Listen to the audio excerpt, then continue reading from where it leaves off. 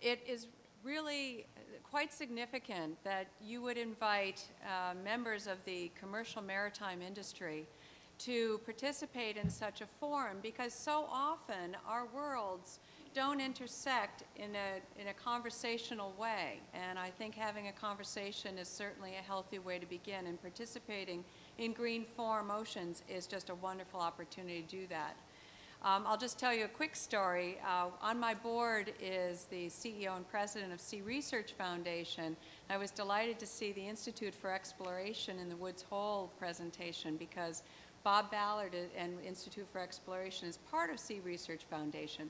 Our marriage with the oceans and ocean and marine environment protection is so very, very concrete. About 16 months ago, the president and CEO of Sea Research Foundation took me to Washington. And he sort of, led me around the hand up and down the hill, and I went and I got to meet a lot of the NGOs. And without an exception, each of the NGOs said to me, we want to talk to the commercial maritime industry. We just don't know who to talk to. We don't know how, and that's my industry's fault. And I'm offering that NMEPA would be more than happy to be the portal for having these kinds of conversations, and I'll tell you a little bit more about NMEPA in a minute. But I'm here to preach the good news about shipping. And I was very pleased to see the information that David provided, which is that over 90% of all goods are transported by ship, and 99.8% of them are transported safely. There's always room for improvement, but our track record is very high. What we haven't been very good about, we haven't been very good stewards of our image, and we haven't been very good about getting information about what the maritime industry is doing proactively to protect the marine environment. We're not talking about the good works we're doing. We're allowing the images of oily birds to remain in the public eye, and we need to get better about that. And I am reminded every time I go to an organization, an event like this, and see how committed, how dedicated, and how well organized the environmental community is, and we need to do as good a job so that we can work cooperatively with you. Shipping is the most cost-effective transport engine of trade. We're not only transporting the most number of goods, we're the most cost-effective, and we are the most environmentally benign. We also have employment figures that are pretty robust. There are over 1 million seafarers on the waters today, and we've got another 1 million that are on shoreside positions, and I'm not including the people that are involved in the shipbuilding industry, the stevedores, the support services to the maritime and to the shipping industry. I'm just talking sheerly on those numbers, the seafarers on board ships and the shoreside staff. We also, I noticed we were talking about market capitalization. And yes, these are not the times to talk about it, but a year ago, I would have been able to tell you that just on the 2 New York Stock Exchanges alone, the market capitalization of shipping companies was $500 billion. It's down to $150 billion today, which we're all trying to get out from under. So we do represent a sizable industry. And we are highly regulated. We answer to the authority of the International Maritime Organization, which is a UN agency. And we have regulations called MARPOLs, Marine Pollution Annexes. It go from MARPOL Annex 1, which covers waste, such as oil waste, garbage, etc., to MARPOL Annex 6, which covers air emissions. We are regulated industry, and in our country, the Coast Guard are the enforcers of those regulations. And shipping is committed to climate change and looking at climate change.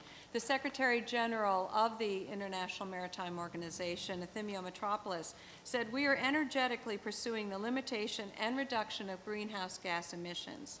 So not only is shipping the safest and most environmentally benign form of commercial transportation, but uniquely, we also look very keenly on the physical risk of shipping, and we're one of the first industries to adopt widely implemented safety regulations. We call it SOLA, Safety of Life at Sea.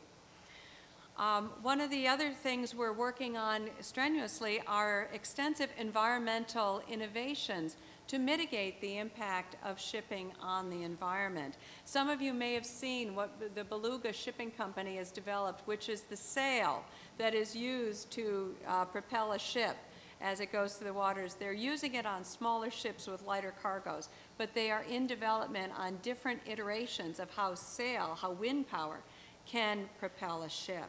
We have some other examples impacting the environment. There's an energy transportation company called Accelerate Energy, and they import LNG. They've got a hosting station in the Gulf of Mexico, but also up in outside of Boston.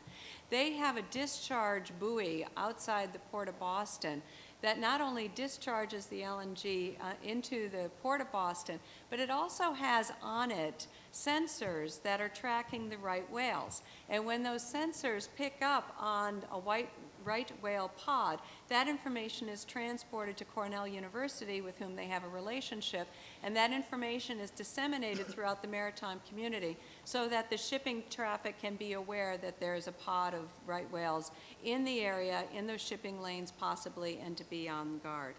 Another company that's actively engaged in mitigation of environmental damage in the marine environment is a company called Resolve Marine. They're actually headquartered down here in Miami.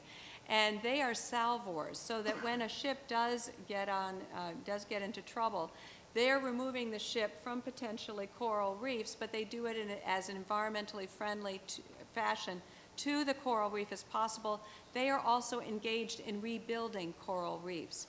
So we do have efforts that are moving forward to mitigate the impact of the maritime industry on the environment.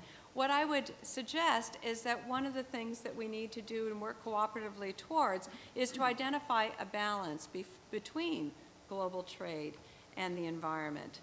One of the other areas I just wanted to underscore is that shipping is the most benign mode of transportation. I spoke earlier, the woman, I hope she has a wonderful 45th anniversary. But if you're in your car, if you're on a train, if you're in a truck, if you're in an airplane, then you are not being as environmentally efficient as you could be as if you were on a ship. Just to give you a specific example, barges can move 1 ton of cargo 576 miles per gallon of fuel. A rail car, the same ton, 413 miles, and a truck only 155. So, I wanted to tell you a little bit about the organization that I co-founded 2 years ago. It's the North American Marine Environment Protection Association. I had materials out at the registration desk earlier, and I came to be the co-founder because it's part of an international group called InterMEPA. I was in Greece. I was talking to the executive director of HELMEPA, the Hellenic Marine Environment Protection Association, and I said, why isn't there a MEPA in the United States? And he said, because the country is so vast, nobody can put their arms around it. Well, I work closely with port chaplains, and port chaplains are in every port, in Canada, the United States, and Mexico, and they are our agents in the ports. And some of the activities that we've been involved in the last couple of years include distribution of this environmental crime poster. This basically says, do not pollute, or you will go to jail. 12,000 of these posters were distributed to seafarers in North America. We also will be distributing this MARPOL handbook, which talks about the various marine pollution regulations and what must and must not be done, and that's for the seafarers to carry in their pockets. Today we have over 60 shipping companies as members, and we're affiliated with over 20 industry associations, and some of the other activities we're engaged in is this year we're working with the Coast Guard and the International Maritime Organization, working in cooperation with, to produce the World Maritime Day parallel event being held on October 16th in New York City. This year's topic is climate change.